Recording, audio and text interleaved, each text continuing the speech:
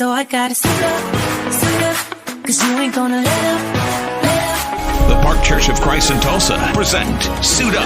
Ain't never gonna let up, never gonna fall. Suit up. Here's your host, Kevin Ward. Sometimes growing up as a preacher's kid, well, it can have its challenges. For Philip Montgomery, those Christian principles given to him by his parents and people in the churches that he attended helped set a foundation for Philip to lean on when the storms of life rolled in, and he's had his fair share. Going on his 8th season as head football coach at the University of Tulsa, second longest tenure for that position in the school's history, I started my conversation with Philip Montgomery by asking him if he grew up with siblings.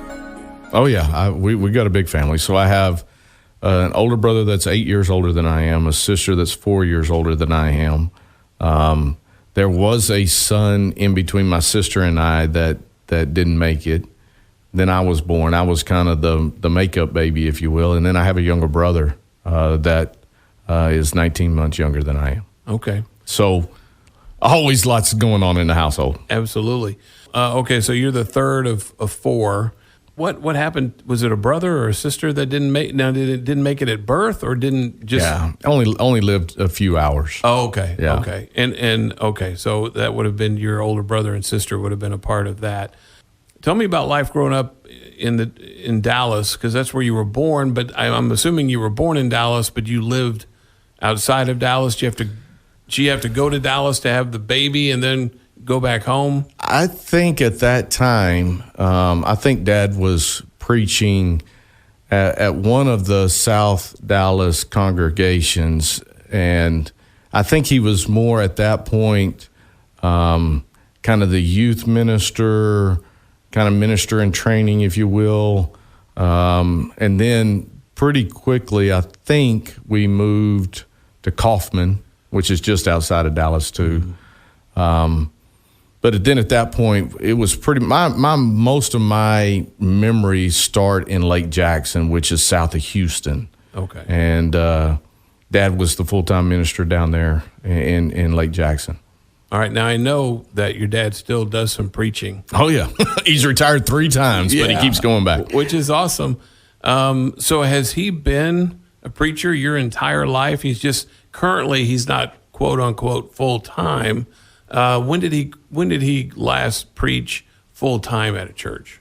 It's probably been now maybe a year, but probably more like 8 months. Oh, wow. Yeah. Okay. Yeah. And how old is your dad now? Turns 81 on Thursday. Okay. Yeah. Wow. So obviously you grew up in a Christian household. Did. That word can mean a lot to a lot of different people. What did that mean to you in that household? Well, obviously our faith within our family was very strong. Believe it or not, my mother was a preacher's kid. And so I never thought about it. I just thought everybody lived this way. Every time the doors were open, we were there. If something needed to be done at the church, we did it. Dad and Mom, they would do what we called back then campaigns. And I did it from the time I was a baby until through my high school years. We would go on campaigns for a week in the summer, and Mom and Dad would take a group of high school kids. We would find a place, a small town, whatever, and Dad would do a gospel meeting at night. We would do VBS during the mornings, and we would knock doors in the afternoons. And I just thought that's what everybody did, and I didn't know any different. Mm-hmm. Now, you've been at Tulsa for 8 years now, and you and I were just talking before we started this podcast that ties you for the second longest tenure at TU with John Cooper, and only the 12 years that Dave Rader was the head coach there. Wow. Once you get to 9, you'll be in second by yourself. But it's been somewhat of a nomadic life for you. Did you find that was the lifestyle at home too? It was. I mean, honestly, I think the longest we lived in one place as I was growing up was 4 years before we moved again. When we were down in Lake Jackson, you know how it is down that far south, and the humidity around, though, it was really starting to affect my dad's voice.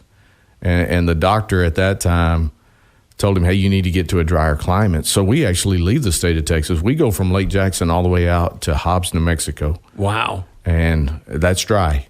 And so we spent 4 years in the Hobbs, and then we moved 20 miles away to Lovington.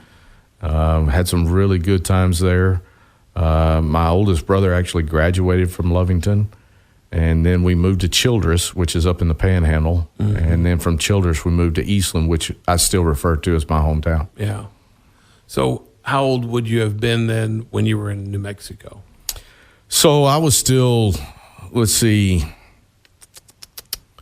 I wasn't in kindergarten yet when we moved to Hobbs. And I did the preschool, and I think I did kindergarten in Hobbs. And then when we got to Lovington, I was a first grader. Okay.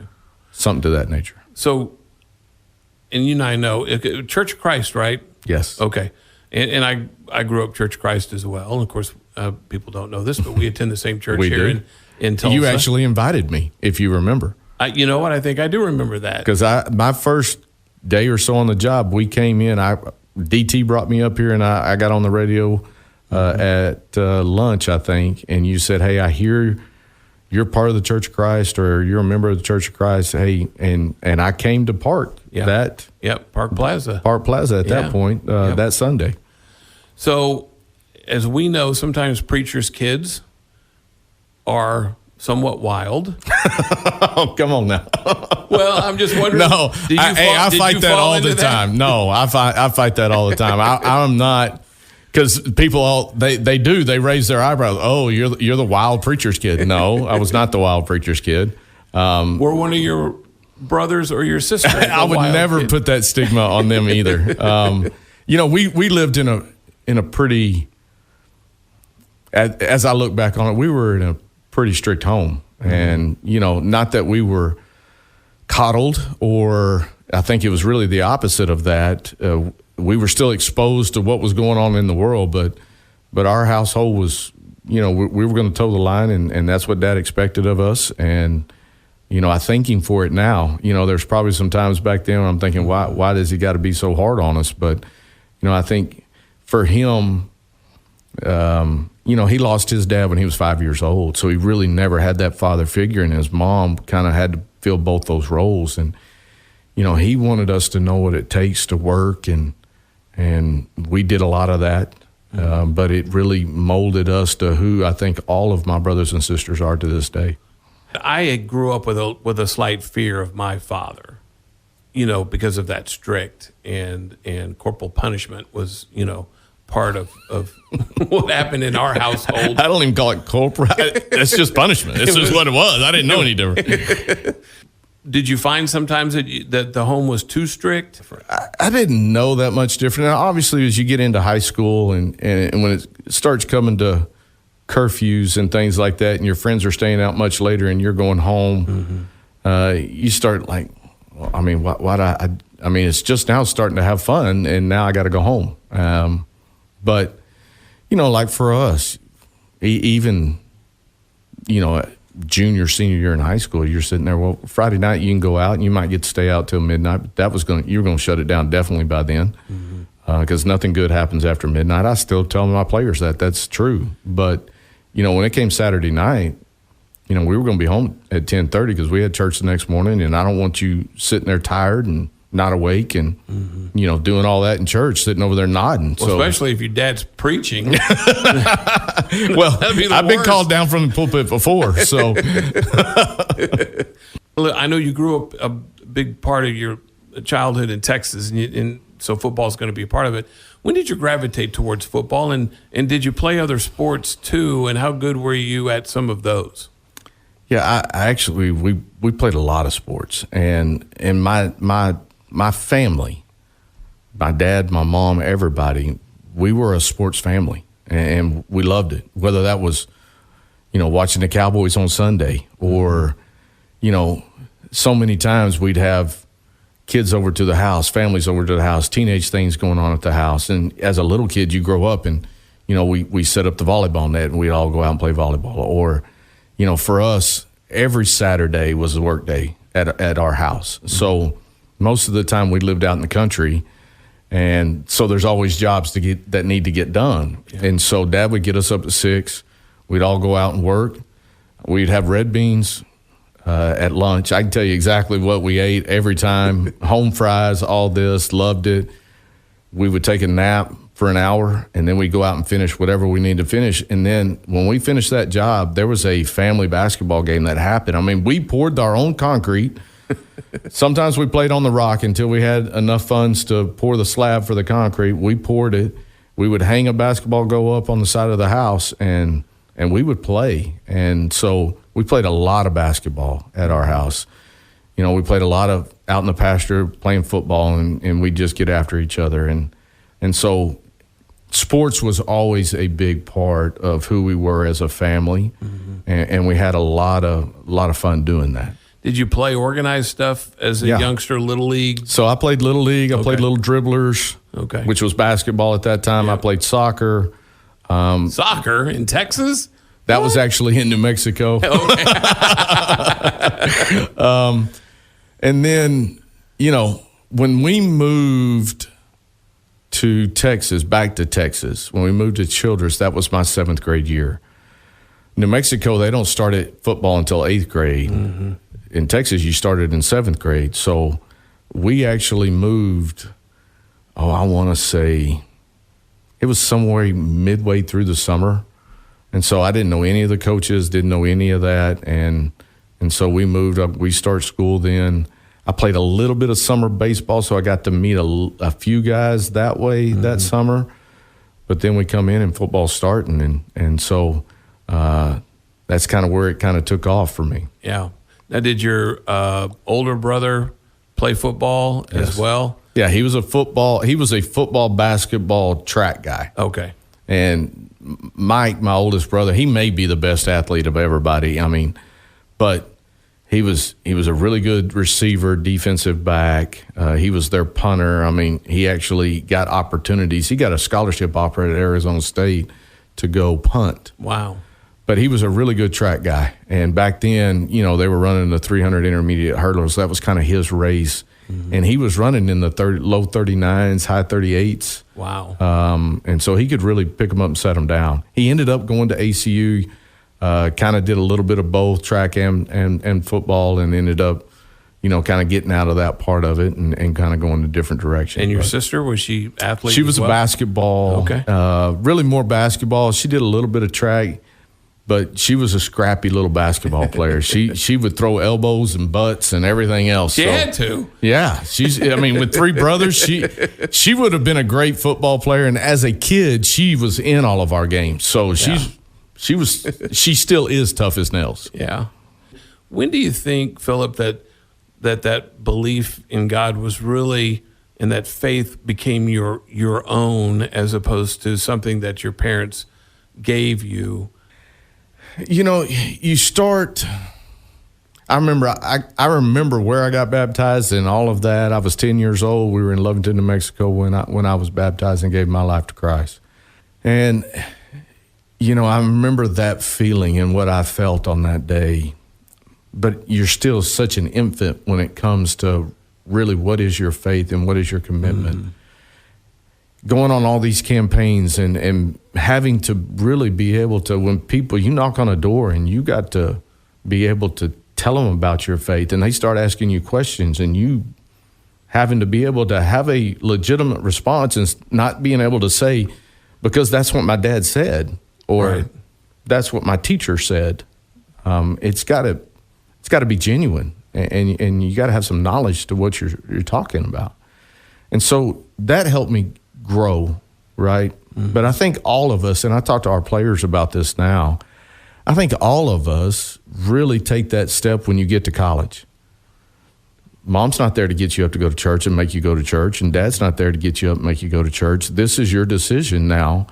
They're gonna push you. Hey, did you go to church? Did you get connected here? Did you get connected there?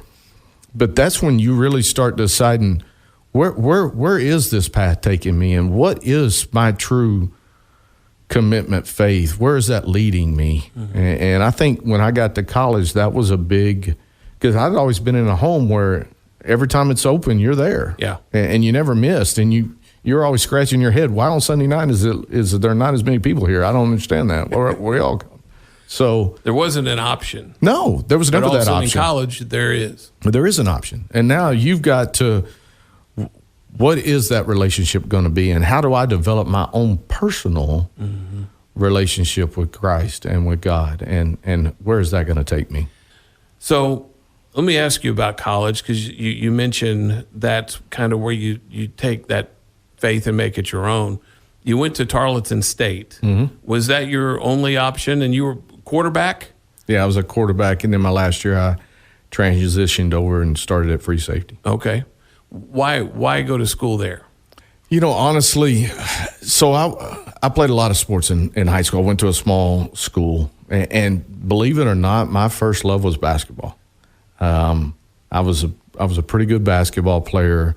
My senior year, we had some things going on. We were 10-0, but we didn't get to go to the playoffs, and there was, so back then recruiting didn't really start until much, much later. So like you finished your season, then recruiting really started. And so by being in a small school and us not getting the opportunity to go play in the playoffs, I felt like that kind of diminished some of my recruiting. I was getting lots of letters, but then all of a sudden it just kind of stopped. Letters don't mean offers. Exactly. Yeah. And so we rolled right into basketball, and I thought I might have a chance to earn one as a player. I was a pretty decent player. And so when that all kind of finished up, then it was sitting down and I ran track, played baseball, and did all that too. But what do I want to do? And so we ended up, Tarleton at that point, they were having some really good teams come through. I didn't have all the D1 things going on. So in my mind, I had it where I had a lot of, I'm not saying confidence, but I felt like I was a pretty good player. I thought, hey, I'm going to go over here. I'm going to go to Tarleton. I'm going to play, and then I'm going to transfer out and, go walk on at Tech or do something to that nature.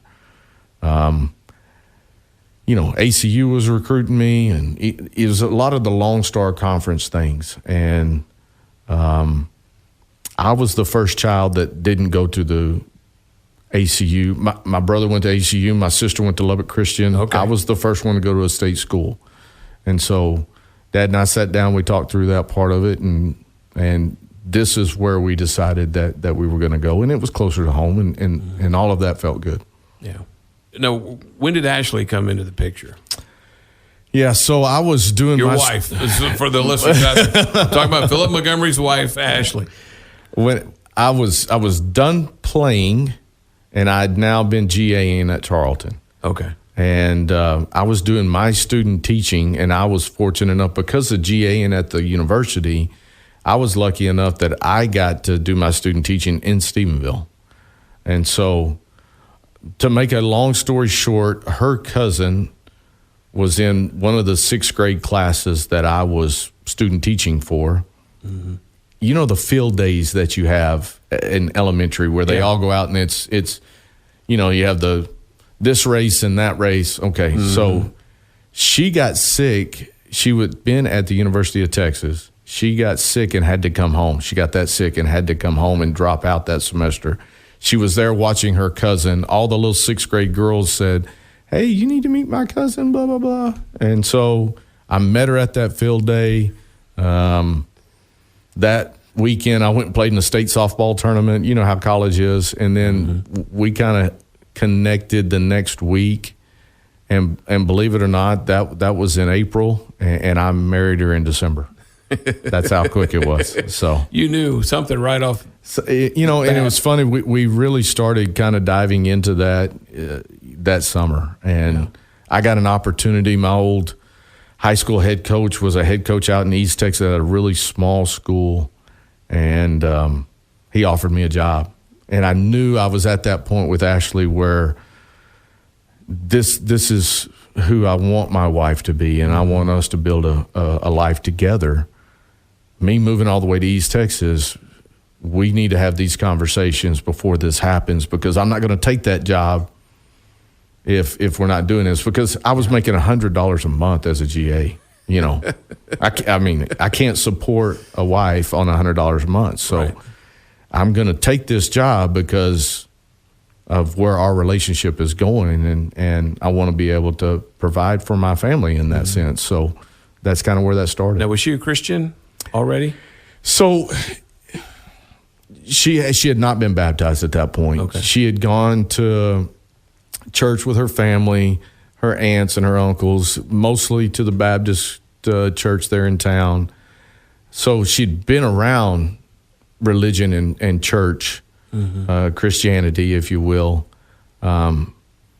So as we continued to grow and our relationship grew and we got married, and I was fortunate enough to be able to, I baptized everybody in my family. I baptized my wife, I baptized my son, and I got to baptize my daughter. So That's awesome. pretty special. Yeah, yeah. All right, so now you're married and your coaching career has started. Now this is where the real nomad stuff kicks in, right? Because now you're going from high school to high school, even though I noticed you were only coaching on the high school ranks for about 8 years, maybe 7? A little bit, about 8. Yeah, I think Okay. 8, maybe 9, but that's it. And because I noticed when I was looking at, and at some point there, you started a relationship with Art Briles, and he coached on the high school level for 20 years before he started coaching on the college level. How did you make the connection with Art? Because you start coaching in college at Houston, under him, and then you once he gets the job at Baylor, you move to Baylor to be on his staff there. Where did you guys connect, and how was that made? So when I did my student teaching in Stephenville, he was the head coach at Stephenville High School. Oh, okay. And so I missed that. I got an opportunity to kind of be around him a little bit and help them in off season, do some things like that. And so I got a chance to meet him that way and work with those coaches. And I helped with some of their spring sports. And then I'd go over and do spring ball with Tarleton. We go to East Texas with my old high school coach, and then a year later, I pick her up and move her, and we moved back to Stephenville. My head coach decided to take a offensive coordinator job with one of his best friends, and he left me out in East Texas by myself, and I'm like, I don't want to be out here if I'm not out here with you. So we ended up, there was a job that opened up, honestly, at Stephenville Junior High, and I took that job with the thought of I'm going to get back up. And so I was at the junior high for a year. Then Art moved me up to the high school, and I coached varsity football with him until he left and took the tech job. Yeah. Let's fast forward to starting to coach in college at Houston. Was it just getting into college, and were you pretty much like just zoned in on, I'm going to follow this guy because he's a really good football coach. I mean, and we'll talk about some other things here in just a second, but was there anything about him other than just him being a good football coach that kind of you were drawn to? You know, we did some really good things together there in Stephenville. I mean, Art was a very strong leader in that community, and you know, his morals and his backgrounds and where he came from and what he did really intertwined with who I wanted to be. You know, he was a deacon in their church. He was, you know, there was just so many things, and he coached kids the right way. He wasn't one of those cussing, screaming, hollering coaches. I mean, he was very innovative. He's very upbeat. He's very positive. He got the best out of kids, and boy, kids just believed in what he was saying. And so he was a great mentor to me. And so I left Stephenville. He left. He went to Tech. I stayed another year. Then I left and went to Denton. And then he got the job at Houston. And so I'd only been at Denton. I hadn't even been there a year. I was the offense coordinator at Denton High School. And he calls me because I'm about to take the head job at Athens, Texas. And he knew the superintendent. I knew the superintendent. He had, you know, it's all about connections, and you know how this business works. And so he had called him and say, hey, I need you to slow up a little bit. And so he called me one night about 10 o'clock he'd gotten the job at Houston. Maybe he had it a day or two. I don't know. I can't remember. But he called me about 10 o'clock that night, and he said, hey, I want you to come join my staff at Houston. I want you to be our backfield coach the quarterbacks and the running backs.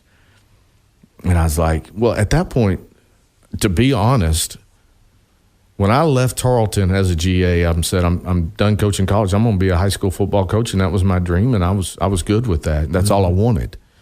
And he called and offers me this opportunity, and I'm like, I never thought about coaching in college. I don't, I know what it is. Do I really want to get into that type of rat race? And so I hang up the phone with him. Ashley and I sit on the bed that night, and we talk for hours. And, the good Lord's got a plan. And sometimes it's hard to understand, is this what I need to do? Is this what he's wanting me to do? Is this the path that we need to take? We got 2 little kids. Do I want to move my kids to Houston? All of those questions come into play. And Art told me when he got off the phone, he said, now, hey, I'm not trying to put pressure on you, but there is pressure. You got 24 hours to make this decision, or I got to move on. Yeah. And Ashley and I talked about it. We stayed up all night, got very little sleep, prayed on it, talked about it, and I called him the next morning, took the job, and here we go. Yeah.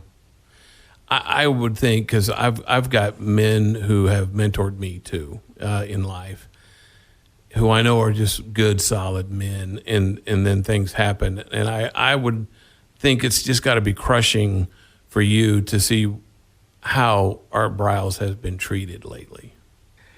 It's really, really hard to hear people on the outside talk about a man that they don't know. And I know that man to the core. I know who he is. I know how he's handled his life, how he's handled his family, what he stands for, what he's always stood for. And so, yeah, it makes it tough because you bring up that name and everybody immediately just goes to these very radical things. And and that is not who Art is. And I will defend him on that part of it till the day I die, because he is a guy that he's worked for everything he's gotten. He's been a good Christian man. He's been a man of faith, and he's been a big family man all the way through. Yeah. Tell me about what happened with Tulsa coming into the picture, and because you were a finalist for the Broyles Award as top assistant in Division I football the year before. So obviously your name was out there, and what you guys had been doing offensively at Baylor was incredible stuff. So I know you were on a lot of people's radar. Why Tulsa and at that time? When we were in Conference USA at Houston, Tulsa was in our conference at that point. And, that's when Craig Thorpe was here. There towards the end of it, Todd was here. And we'd come up here and played a couple of times. Actually, when the hurricane hit Houston, we spent a week here in Tulsa. We stayed at the Doubletree downtown. We worked out at Union High School. Bill Blankenship was the head coach at that point. And we played Tulsa that next week. And so we practiced and stayed all week up here. When the opportunity came about, and I interviewed, there were several of those guys that were in there. It was close to Texas. I had a lot of recruiting ties back to Texas, so I thought that made a lot of sense for me. I wanted to be really smart about that first opportunity because I was in a good position. Mm-hmm. I didn't need to leave. We were doing good things, and so I wanted to be really smart about what that next job was going to be. And so I've seen too many guys that they jump and take a head job and they get to stay there for 2 years, they get let go, and that's the only shot they ever get to be a head coach. And so I wanted to kind of look and make sure that there were some things, like from a recruiting standpoint, can I use the ties that I have right now to help develop that program? And Tulsa fell into that. It was a private university. I'm coming from a private university. I understand what that is going to entail and some of the challenges, but also some of the advantages of doing that. Mm-hmm. I didn't want to have to move my family too far away from all of our family because we've always been really close-knit, Ashley's side of the family and my side of the family. And so there were some things there that made a whole lot of sense. And then when you get to the city, I mean, the city just embraces you. And it's I always tell our recruits and their families, Tulsa's so unique in the sense that it's got all the amenities of the big city, but it's still got that small town feel where I know my neighbors, they know me. I go to the store, I see people all the time. I go to church, I know people at church. I can get anywhere I want to in 20 minutes. Yeah. It's still got that small town kind of vibe to it. And that was really attractive to my family and I. That was funny you say that about the time, because that's one of the things I would tell people. Back when I had my own show on the Sports Animal, the Daily Show, I remember I could get up out of my chair at my home in Broken Arrow and time it. And I could be getting out of that chair and be sitting in my seat at H.A. Chapman Stadium in 25 minutes. Yeah. You know? I mean, that's just the way it works. And it's all the way across town. All the way. Yeah. Anyway, your mom was very important to you. Mm-hmm. I know she's been gone for a couple of years now. When did things really start to move downhill for her?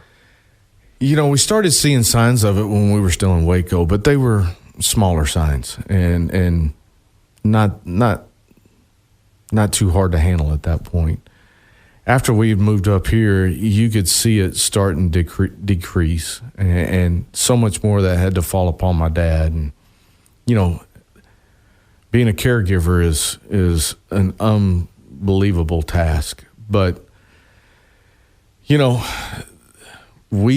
after I'd been here maybe a year, maybe two, we as a family kind of sat down, and obviously it was Dad's decision, but it finally gotten to that point where it was just so much on him. He was digressing health-wise because of just what he was having to try to help do and take care of her. And so we moved him back to Eastland, where my oldest brother still lives. They stayed in a house there. They have their own place there. That lasted for maybe another year, maybe a year and a half, and then it finally got to the point where we had to find even more help. So we had to find a memory care unit. There was one in Eastland. That's why, as we kind of laid all this in motion, it kind of helped from that standpoint. Mm-hmm. And so, and then, you know, the last probably three and a half years, you know, Mama had gotten to the point where she really wasn't verbal. You know, she would hum at you and some things. I mean, I can't remember the last time she really called me by name, but you know, it's so difficult to see someone you love kind of go through that disease and the way it just eats away at them until they get to the point where you know that's your mama, but it's just tough. Yeah. Yeah. You look in those eyes and it's kind of vacant. Well, and there's times where you see the clarity in her eyes, but she can't verbalize it at all. Yeah. And I know that she knows it's me, but that's all I get. Yeah. Yeah. Well, and I know you and Ashley have been, you know, really active with that association, the Alzheimer's folks here in Tulsa. And I know every year, you know, you guys get geared up for that. And I know this city really appreciates that as well.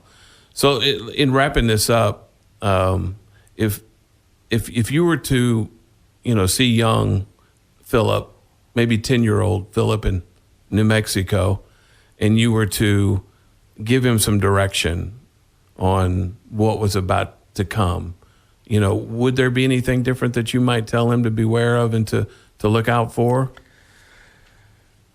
You know, I don't know that I would go back and change anything. I mean, all the different life experiences that God's put in front of us, you know, I think he prepared me for what we're doing now. I mean, us moving as kids, well, that's hard because back then you didn't have Twitter and phones and all of that from the standpoint of, I'll just pick up the phone and call my buddy back. Well, you know, that didn't happen. So when you moved, and, you know, it was hard to, you might write a letter to your buddy back there, and that's how you communicated. But I think it prepared us to be able to walk into different environments and be able to get to know people and put yourself out there. Because I was a really, really shy kid as a child. I was the one hiding behind mama's skirt and, you know, didn't really like to talk in public like that.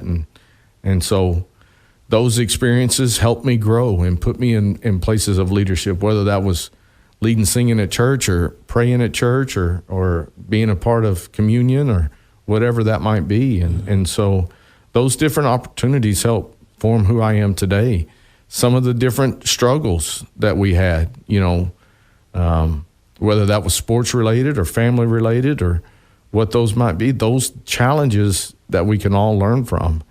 I think about now and going through everything we went through with Mama, and that was really, really hard. And you have some tough years, right? Mm-hmm. And you have some struggles, some ups and downs of the season, and that's where you got to really rely on your faith and your trust in knowing who you are and knowing what's important to you and understanding God's never going to put too much on your plate.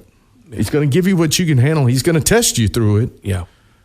But just know He's going to be there to help pick you up. Philip, thank you so much, man. I had mentioned to you, I've been praying for this interview for 3 years. I trust God's timing, and the timing was awesome. I understand why we needed to wait until now to do this interview.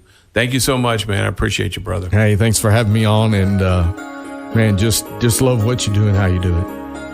My thanks to Philip Montgomery for being a part of Suit Up, and wish him the best.